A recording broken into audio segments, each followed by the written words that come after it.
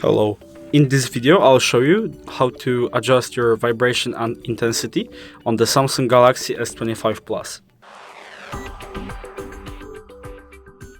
Okay, so the first step of the operation will be going to settings and pressing the sounds and vibration tab. If you're in, just press the vibration intensity right here and adjust them according to your preference. For example, you can just put them all the way to the left and you will mute them completely, or if you want to fill them, just adjust them all the way to the right and it will be really intense. And the phone will vibrate when you adjust them to, so you can adjust it better. So if you considered this video helpful, leave a like, subscribe, and thanks for watching.